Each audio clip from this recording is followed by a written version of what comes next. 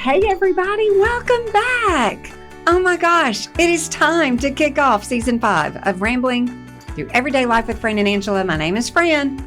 I'm one of the co-hosts for this podcast alongside my good buddy, Angela Snyder. We are ready to get all caught up since we left you back in May, and we're so happy that you're here. As always, thanks for listening, you guys. Enjoy the show. All right. Angela, we're back. Welcome back. Oh, back again. That's not Guess right who's song. back? Guess who's back? Not welcome back. Guess who's back? This is season 5, and it has been 3 whole months since we have been in this special, sweet little room called the recording studio. What the heck, Angela? Isn't that crazy? Okay, so the last time we were here was the beginning of May. Whatever. And a whole lot of life has happened since the month of May. Of course. When this comes out will be mid to late August. Yep. And here we are. Here we are. We've got so much to talk about. We have missed all of you listening. We've had fun staying somewhat connected through social media. And first of all, we need updates. We need to know how y'all are doing. Yeah. So what everybody do this summer? Yeah. You know what I've done a lot of this summer? I don't know. What? Weird suppers. Okay. Weird suppers. One night I decided I wanted a Chick-fil-A ice cream cone. Okay. That's all that sounded good. It's been 9,000 degrees. Yeah, I'm over it. I got on my app. We are all over We're also over it. the heat. But I got on my Chick-fil-A app and I pulled up ice cream cone and then it said, do you want to use your reward points? Yeah.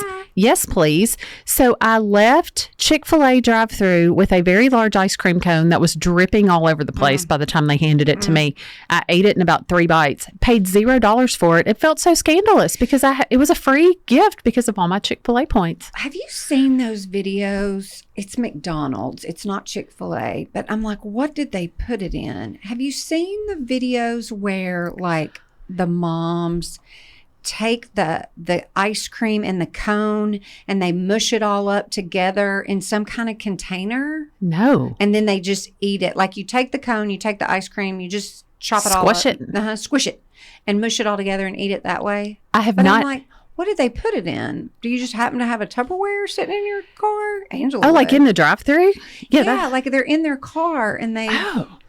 I don't know how they've done that. I don't remember. But hearing you say that, why that popped back into my mind, I don't know. But I'm like, God, that's good. Because then you don't have to worry about it dripping everywhere. But you still have all the same contents. I don't have children with me most of the time, but I still am very drippy. Yeah. Oh, for sure. I need the help. I could do ice cream or watermelon generally for dinner just about any night. You know I don't like watermelon. What? I know about bananas. You don't like watermelon? Fran. Yeah. There's a lot of melons I don't love. I think everything for me is always going to go back to a texture, but it's just, it tastes not know this. More like feels kind of grainy. Really? I know. Listen. Okay. Listen, you're entitled. Yeah. You're entitled. And could be stringy, you know.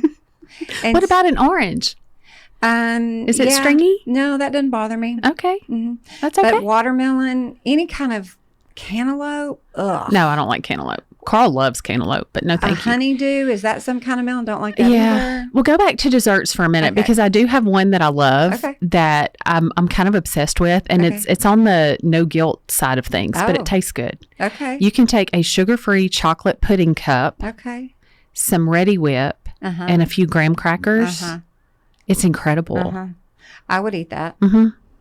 Yeah, listen, when you say pudding, when I was a kid, my mom would make chocolate pudding. Yeah, and homemade in a bowl. Probably. I don't know. But she had these little dishes that she would put them in. Oh. And like a parfait? Kind of.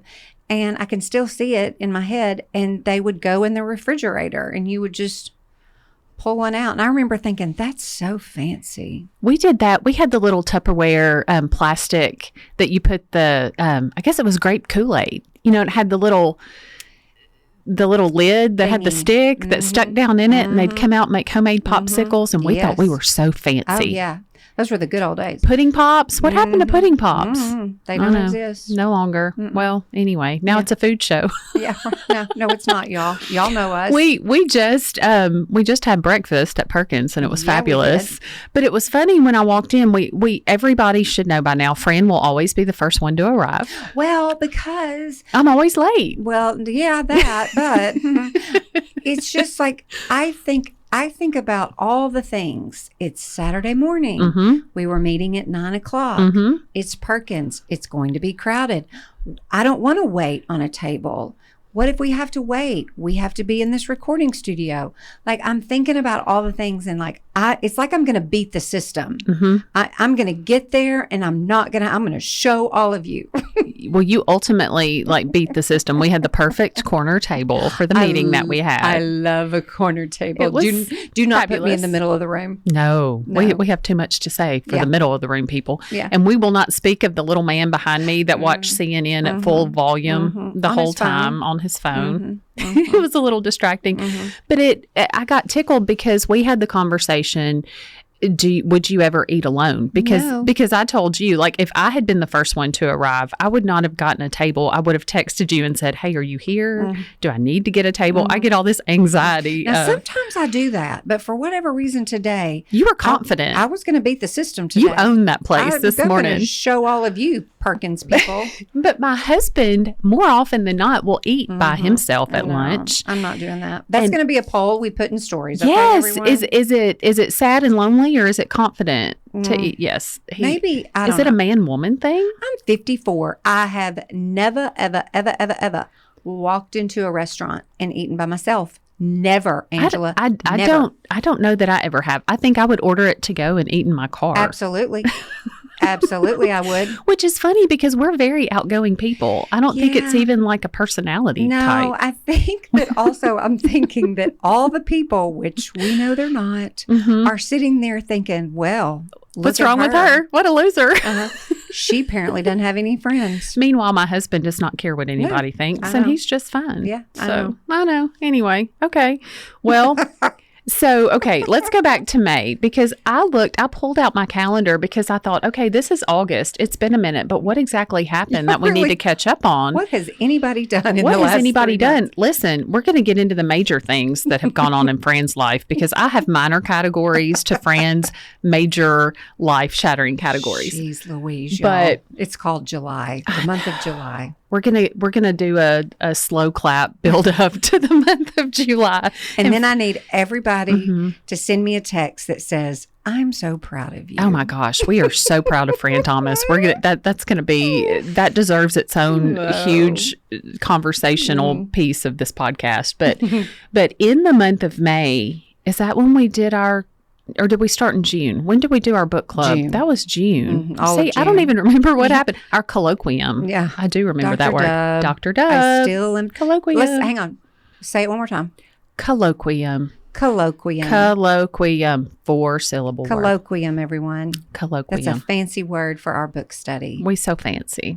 So we'll talk about that in just a minute. But I was just looking back and I thought, okay, we've had everything from graduations. We went to Boston Memorial Day. We're not going to get into those details. Oh, do y'all hear my phone ringing? Just a second, everyone. Hello. It's on Do Not Disturb, but my family they can bypass Do Not Disturb. I love that. And so, do they need you? No, it's Clay Thomas. Put Clay on the air. Hello, Clay Thomas. If you're listening, he would die. We'll get to Clay in just a moment. Yeah, we're going to talk about Clay for sure. So we went to Boston Memorial Day, and I don't know what we expected, but it was one of our very favorite trips we've ever been on ever. All four of us agreed. We stayed on the North End, Why did y'all pick there? I don't really know, other than I knew we needed a long weekend, somewhere fun and different. Southwest had a direct flight. We're Southwest points people, so that was a factor. It's always been on my radar, but I don't really know why initially. Cole is a big Celtics fan, so as we got closer to the trip, we realized that we could see a Celtics game during the playoffs. That was amazing. We all love history. We love good food. There was a little bit of, we went to a Red Sox game. We saw Tyler Childers at Harvard. They had a music festival called Boston Calling. It just really, it was clean. It was safe. The food was excellent. Cannot recommend it highly enough. So if Boston is on your radar in any kind of way, send me a message. I could talk about it a lot, but we loved it. It's a must do for everybody. Well, and y'all are not a family that like loves to go to the beach all the time. We're not opposed to it, right, but we're at a point where everybody's like, okay, we need something different. Right. Well, and your kids get older and you want to see different things, experience different things. So. Yeah, they're all big people now. Yeah, so that was fun. Cole shot in a regional and a state tournament for skeet, trap, and sporting clays. And as moms of teenage boys or older will relate, and you've helped me understand this so much, it's interesting finding our role in our kids' lives the older they get. Right. And he's no longer playing football. We're not going to get into that, but that made me sad. I had to grieve, and he had to tell me it would be fine. But this is his passion. Remember all that conversation last season about football and the pizza bags. Pizza bags. Y'all remember all that? I've got to hand that over to another football mom, and that's fine. What in the world are we going to talk about, Angela? That's fine. Well, I'm having to immerse myself into whatever he's doing, which now is the shooting sports world. So my whole family loved to, I don't want to say mock and ridicule me, but that's kind of what, in a loving way, it completely is. I decided that my role was going to be make sure they all have the best snacks. Oh. We had the best snack set up that's ever snacked at a state tournament. It was so much fun. Nobody's going to get mad about that. And when you show up with sandwiches and snacks and people are hot and hungry, I was so popular and thrived in that role. So thank you for playing along, people. Do you bring the sandwich as a whole unit? Do you cut the sandwich, Angela? I brought a loaf of bread. I threw some mayonnaise and mustard in the cooler, I had some boar's head before it all got recalled for listeria. Okay. I'm so glad I didn't poison the people at the Nashville State Tournament. Wouldn't that have been terrible? Do you know that my mom cuts a sandwich diagonally? Really? Does she cut the crust off the bread? No, but she cuts the sandwich diagonally. And to this day, I'm like, who does that? Does it taste better? I don't know. I cut if I'm going to cut it, which I don't cut sandwiches anymore, but when the kids were little, you know, you would take their sandwich and you cut it for them. Because I used to have the little cookie cutters. Yeah, I do a heart. We do triangles. I never did that, but I would cut their grilled cheese or, I'd cut it. But I cut it just like the straight line right down the middle. Yeah. But my mom cuts a sandwich diagonally, and I find that just wild. Now that you say that, for some reason, when I do a grilled cheese, I do that. You do? But that's the only time. Why? I don't know. This is fascinating, people. We're really riveting right here. We're really into the psychology of it all. What else has happened? We went to see Def Leppard again in concert. Yeah. If they're anywhere close to you, go see them. Journey was just okay. Love you, Journey. No offense. But Def Leppard, we saw them 2 years ago. They are awesome. Meanwhile, I have had Aerosmith tickets for October. They canceled 2 days ago, refunded my money, and said his voice is not coming back and they're never touring again. And I'm devastated. Yeah. Well, they're our age, though, or older.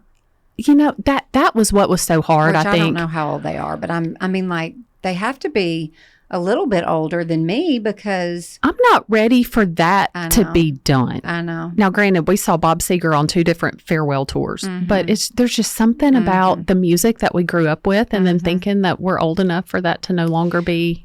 Would you like to talk about the fact that I almost got scammed buying Taylor Swift tickets? Oh my gosh, we've got to talk about that because I got another one of those that somebody tagged me in last week. Tell them what happened. Well, y'all, I want to go. So bad. And so I clearly am not going to be able to go unless just somehow there's tickets in New Orleans, Indianapolis maybe.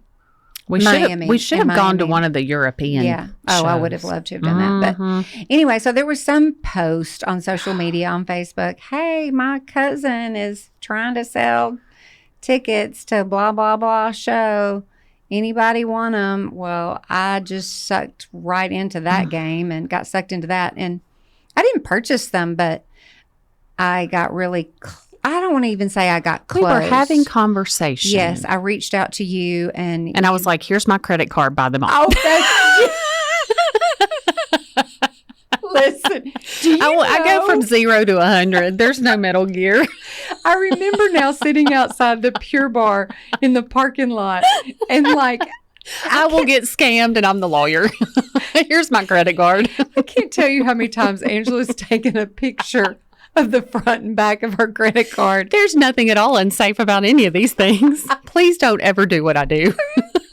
Says the attorney. Says the attorney. And so I was like, I was going to get two. Like I was going to Well, we purchase thought we two. knew this person. Yeah, that's true. It was a person that we knew, but there is a Facebook scam where somebody that you know that you are friends with appears to be posting tickets. And when you actually talk to that person, they're like, no, I've been hacked. Yeah, and that was devastating because I reached out to a mutual friend that was related to this person, and she was like, no, unfortunately, it's a scam. And I got so But hang on, the best part of all of it, though, after we got so mad, is Fran was like, oh, I'm going to mess with these people now. That's right, I did. The messee's about to become the messer. That's exactly right, And I I'm did. going to show them. I did. I kind of kept the dialogue going, and I couldn't figure out, like, why is it taking 9,000 years for them to respond? Well, because they were having this conversation with 9,000 other people. Yeah. And so Evil. I kept it going, but They're so evil. anyway, Womp womp. Mm-hmm. If anybody would love to, if you have knowledge or access to tickets, I will purchase them and fly anywhere.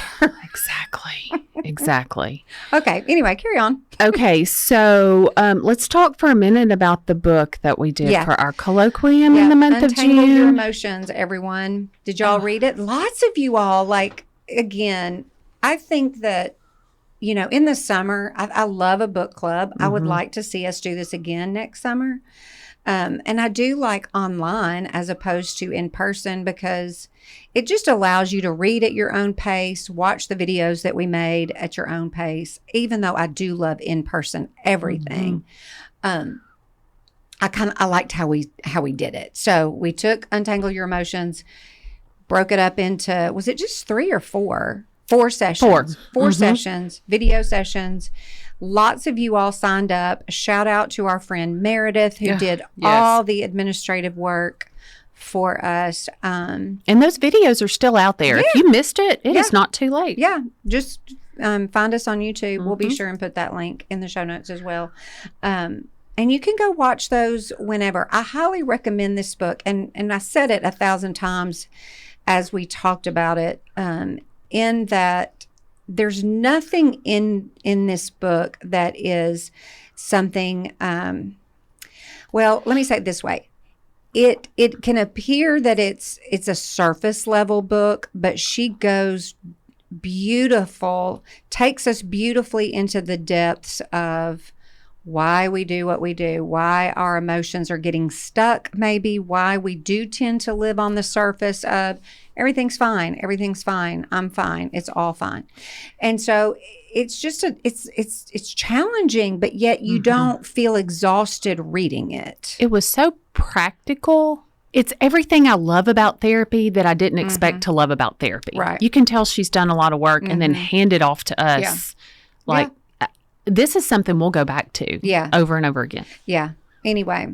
Yeah. So if you are interested in reading the book, Untangle Your Emotions by Jennie Allen, and then we do have videos available on our YouTube. One of my favorite takeaways, and this will help us kind of talk about the whole Fran shakeup. If Fran's life was a snow globe, she got shaken real hard, flipped upside down, and run around in a tornado. And Fran's doing okay. Ish. Mostly. But one of the questions that Jennie Allen started us out with in this book that was the beginning of the Fran Thomas Shake-Up Summer is, are you okay or not okay? Because that's where you start, and then you learn how to name, okay, why do I feel this way? And what is it about? And that's an analysis that we have used almost every day since then. We've talked about it so much. But I don't even know where to begin, Fran, but we've got so much to catch people up with on your life. You've had major housing change, major job change. You've been on a mission trip. You have July. That was July all in happened. July was a big July fat happened. blur. Yeah. So we adventure. We're going to call it an adventure. An adventure, and nobody died. But yeah, it took a toll. But our youngest son moved out in June, maybe. I don't even know. May or June. I don't know. And so we were sitting in this house that is, have a house that's about 4,000 square feet. It's the house we've lived in for a long time. Our kids, it's the house they remember. We were there 18 years or so. 2 decades. Yeah, a long time. And with Dylan moving out, we have had this conversation multiple times, but with him moving out, it was, okay, do we want all of this house?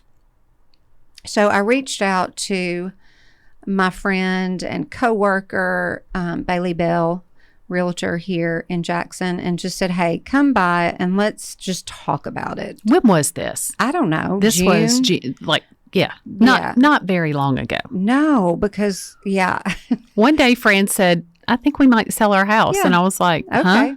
Okay. So Bailey comes over. We come up with like the numbers and, the financial side of it. And I said to him in that conversation, I said, we live on a street where a lot of people want to live on the street if they have young kids, lots of families. I've always called our street like a party street, like there's just something going on all the time. And when I think about the street and the people that live there, like we were the only people still there from when we moved in a long time ago. So we're well ahead of these current families. Like we're beyond different life stage, different lifestyle. And so, I said to Bailey, let's just try. And I think that our neighbors would really be able to sell this house quickly for us.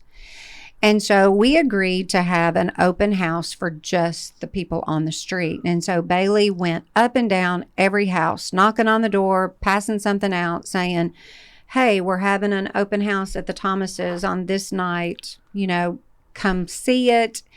And then if you know of anybody that would seriously be interested, bring them.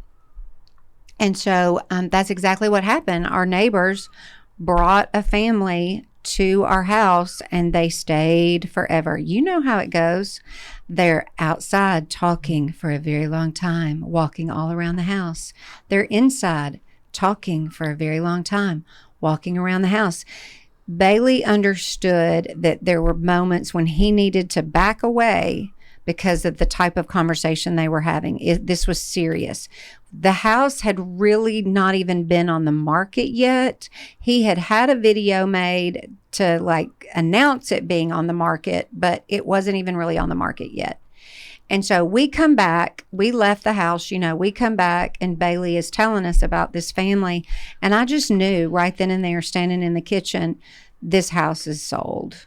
How would you, looking back on that, was it like out of body experience? Did it feel weird? Did it feel like, oh, good, this is what we wanted? Well, it felt very uncertain because we did not have a plan. Let's not forget that part. Yeah. We had no plan. We had not discussed where would we go because we all know the housing market right now. We all understand that everything is overpriced and I was about to say interest rates are high. So it just we didn't really see it happening and we just didn't have a plan. And so in that moment, I was like, what are we going to do? And where are we going to live? There were times that you sounded like, oh, this is kind of adventurous. We don't know where we're going to go or what we're going to do. And then there were times that were like, awful. Oh my goodness. Yeah. We don't have a plan. Yeah. Say it again. We don't know where we live now. And pause, do you remember, listeners, a year ago, 2 years ago, throughout our conversations on this podcast, Fran, who is a 7, who loves fun, who loves adventure, you got to a point in life not all that long ago where you said, I feel like things have kind of been riding along and the Lord's about to shake some stuff up. Oh, did he? Did he? And continues to do so. It's so fun to zoom out and have that in mind. Okay, keep going. So yeah, they brought us an offer. We only had to counter one time. It wasn't even that big of a counter. It was just kind of one of those, let's try, whatever. So we had a closing date. Okay, this is within 24 hours. 24 hours. 24 hours. 24 hours. From, hey, let's see if our house might sell and then figure out what to do to, my house just sold. My house just One sold. day later. And so we set a closing date, and that was exactly 30 days later. So within that 30 days, this would have been mid-June. In 30 days, knowing coming up in July, okay, now we're moving. I'm going on a mission trip in July.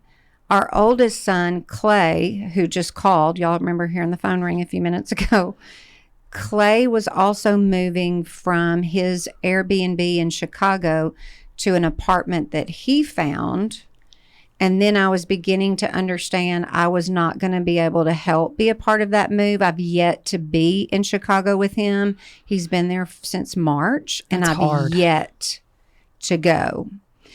It's hard for a mama. It is very difficult, but I'm telling you one thing, I will be there soon. I got to figure it out, but I'll be there soon. And Clay is killing it. We're so proud of you, Clay. Clay works for United Airlines, is doing fantastic. I love what he's doing, and I love that he's there. But all these things were happening. And you've had job change. And I had a job change. And we are sitting smack dab in the middle at this point of a book called Untangle Your Emotions. Yeah, it was just a lot, y'all. It was just a lot going on. So literally, I was like, Fran, are you okay? I don't know. Am I okay? Well, here's a book to tell us if you're okay or not. Yeah, to help me gauge, am I okay? And how am I feeling about all of this? And so we had to figure out within 4,000 square feet, what are we going to do with all this stuff and where are we going? And so we quickly determined we're not going to purchase a house because the next house that we live in, assuming that that would be the final home that we live in, like this is it, unless something changes in our life. I don't know. And so we just weren't ready to quickly make that decision. So we are in a community. If you're familiar with Jackson, it's called the Summit, and this is a private gated community. They're all homes that you lease. It's like living in an apartment complex where they do your yard for you. You have maintenance. It's a smart home. It's absolutely beautiful. It's wonderful. I can lock and unlock my doors from an app. I can let people in the gate from my phone. Like, it's wonderful. I love it. But we also know this is not forever. Now, when we agreed to move into this community, the only home that they had available for our time frame is a 2-bedroom. 2-bedroom. And it's like 1,300 and something square feet. And you have to be there in less than a month. I got to be there in less than a month. And I got half the space, more than half, a fourth of the space. A condo, like when you go to the beach, but there's no beach. And so we had to figure out, okay, are we going to do this for the next year? And then she's like, oh, but we're going to have a 3-bedroom open in late September, 1st of October. And I was like, put us down for that. So we'll be moving again end of September. So we had to figure out very quickly, like, what do we do with all of this 18 years worth of your attic, your garage, your home, your drawers, your closets, all of that. We began to everything went into a category of it's either going in the trash or Goodwill. It's either going to the biggest storage unit that you can buy, because I might need my dining room table and buffet one day. I just don't need it right now, but I'm not going to get rid of that. Or it was coming to the new place. And so just mentally sorting while also dealing with the emotions of all of that was very overwhelming and exhausting. I can feel my heart rate beating faster just thinking back on. It was a lot. And I would never, I could literally cry about it right now. Okay, hang on. So it was just a lot to sort through very quickly, and you don't have time to think about what's really going on. And I've always heard, and I've experienced this with Carl, building a house can absolutely test a marriage.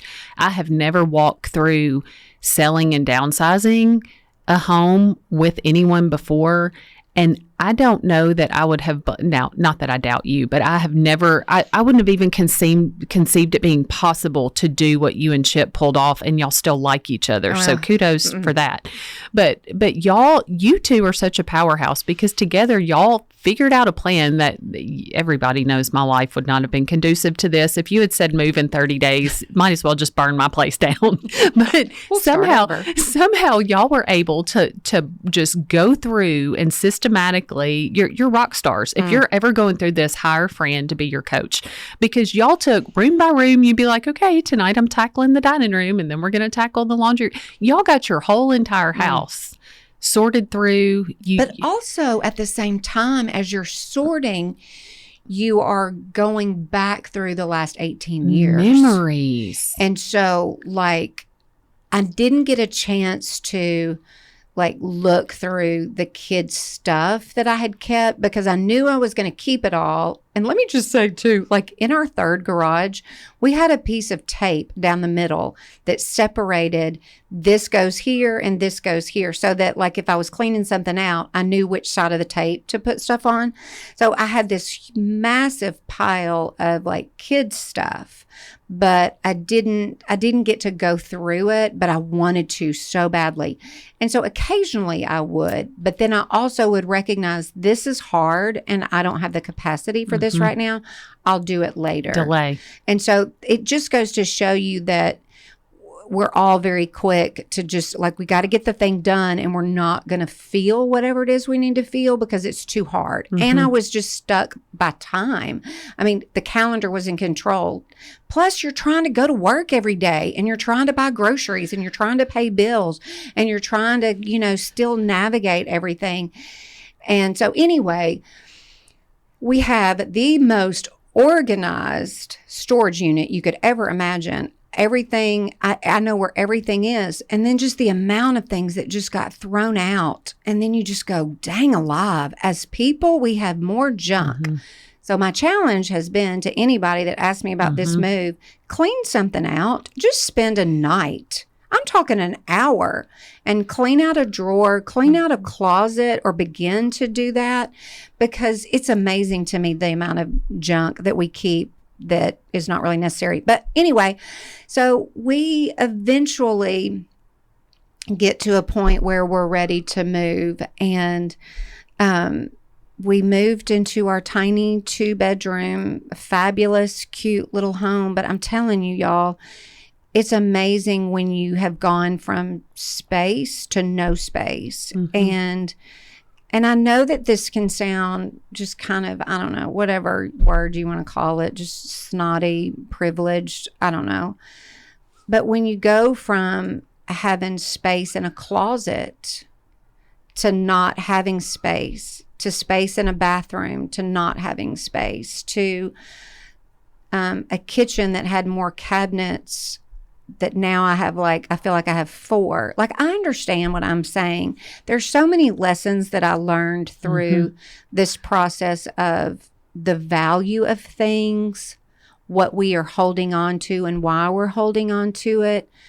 How do I feel about the fact that we have the biggest storage unit that you can literally have out of a complex or whatever they're, out of the whole thing, and ours is full. Like this idea of things, but it's also, you're trying to figure out what are the important things that you want to hold on to versus that is important, but it's not worth holding on to. Well, I have pretended like I'm moving because you have inspired me, because I've been in my house about that long and we have way too much stuff. And I see my clients every day, through probate, when somebody dies and they're like, we don't want all this stuff. So then I have clients come in saying, I'm trying to declutter now, so one day my kids aren't stuck with all this. But it's caused me to consider, why do I have this? Why am I holding on to this? And then sometimes when I get rid of things, I think, oh my gosh, now, with clothes, sometimes this sounds so bratty too, but you'll be like, oh my gosh, if I get rid of these, that, it looks like there's not much left in my closet, but it frees up your mind. Like that clutter does something mentally too. Well, and I think too, as a society, we really do believe that more more signifies something, Mm-hmm. more signifies a status, more tells people that you have something, that I guess it's, where you live, the amount of clothes in your closet, what food you have, how often you eat out, the kind of trips you take, what your storage unit is full of. Like is it comfort to us because we have all of this? And not one time are we considering, if all of this stuff was taken away, am I okay? Mm-hmm. Because I thought about that a lot. Like I thought about, if all of these memories, which to a degree they're gone. I cannot get them back. Like, what is that? Why is that so valuable to me? Well, there's a healthy place for that, because life was lived here. Memories were made. Those treasures, those tangible treasures, they mean something. But along the way, like, where's my relationship with the Lord in that? Praise God, you can't take that away. You can, all of those things can be gone, but you can't take that. Yeah. Well, it reminds me of friends who have been through, tornadoes or house fires or moves, though, are right there. Like there is so much I learned by walking this out with you. And we've had guests on the podcast who have talked about how to show up for people when there's a death. I think it's so important because I have never once considered how to show up for somebody when they are moving from a home that is significantly part of their family history. Right. And it throws you for a loop. And I will also say, I want you to share just a little bit of what people did to show up for you that mattered. I didn't know what to do, so I just went to Freddy's. Because that's what we do when we're in crisis. We go to Freddy's. When was that? What night was that? That was the night before your house closing. So I knew that was your last night in that house. Yeah, that was our last night. And it was empty. And I had felt weird. I had talked to you just enough to know, well, no. Let me back up. My sweet little Cole, my 16-year-old son, said, Mama, let's go kidnap Fran. That's right. And take her with us. We were headed to eat at Picasso. Mm-hmm. And he said, let's go surprise Fran and pick her up. And you and I never call. Right. We Vox her most. We text. And if we call, somebody's in crisis. So I called and I couldn't get you on the phone. And then you said the kids were over. And I was like, oh, good. Of course. Duh. That makes sense. That's right. We had pizza. We brought pizza in because I wanted us to have our final meal there. But we had no kitchen table. We had nowhere to sit other than one couch. But y'all were all together. Yeah. And Clay was there in spirit. Yeah. And then Carl and Cole and I went to dinner. And when we got done, I looked at Carl and I said, I have an idea. I know what we need to do. I was at a loss. It's like, you don't show up with flowers. Like, what? Not that there's no wrong answer. No, right. But I just thought, what can I do to just let Fran know I'm thinking about her? Go to Freddy's. So Carl is in the drive-thru line at Freddy's. And he still doesn't know what's going on until I said, I need 6 turtle sundaes. 6? And he turned around and went, what? Yeah. Well, one was for me. Yeah. And there's several of y'all. Yeah. So we showed up with melty ice cream. Well, and that conversation of, showing up for people, I think, that means a lot of things. I think it means showing up for people just on the daily, weekly. How do you show up for people? What helped you the most? I think just people. There was people that just continually were asking me, how are you? What can I do for you? Or, where are you in the process? And so that's so important, because you may not understand what we're going through, but it signifies to me that you care. When you ask somebody that, is it important to ask again and not just walk away at that point? Because I remember days that you were like, I can't even give you an answer. Yeah. But the next day you might have had better words and better awareness of what you were feeling. Yeah. I think, Amy Eads, she models this so well. She would send me a text message. She'd send me an audio message. I see her at work every day. Like, she was constantly checking in to see how I was. She brought Chip and I lunch the day that we moved in. Like, she knew that was going to be emotionally hard, but also, hey, you got to remember to eat. So I think it just, I want us to be people that show up for people consistently and too. without expecting anything in return. And that's where it gets tricky, because if we want it to be a two-way street, and it should be, but sometimes it's not, and that's okay. And seasons are different. But I think all of this, there's a lot to consider when I think about this move. But one of the things is, how do we show up for people? And again, it's easier for you to ask, oh, what do I do? So-and-so has died. Mm-hmm.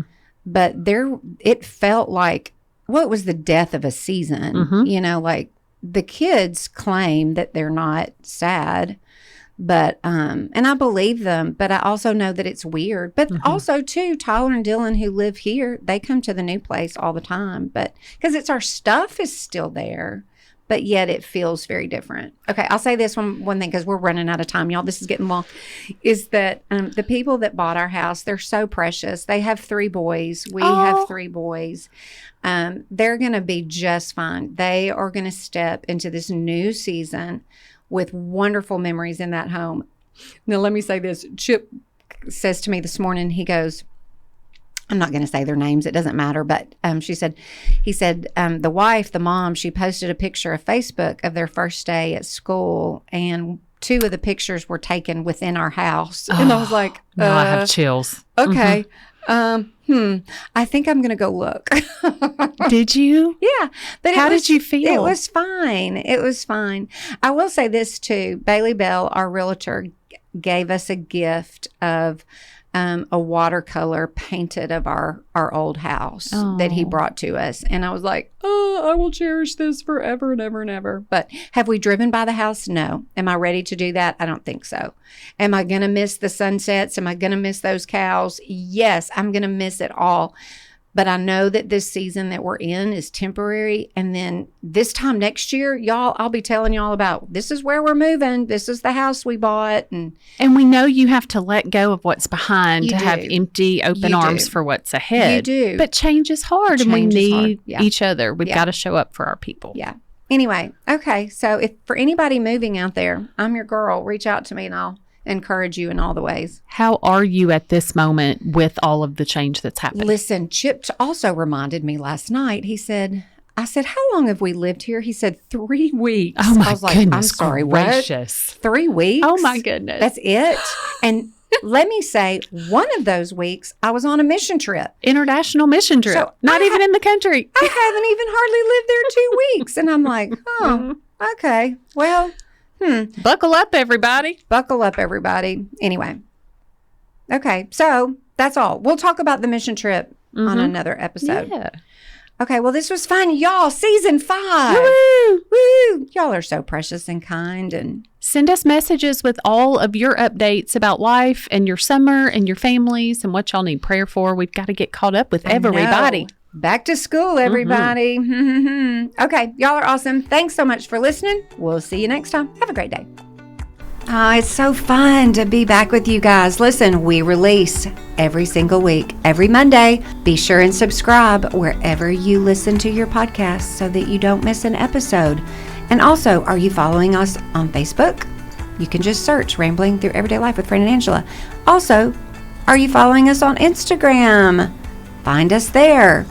You can see everything that you want to know within the show notes as well. So anyway, all right, you guys, have a great week. We'll see you next time.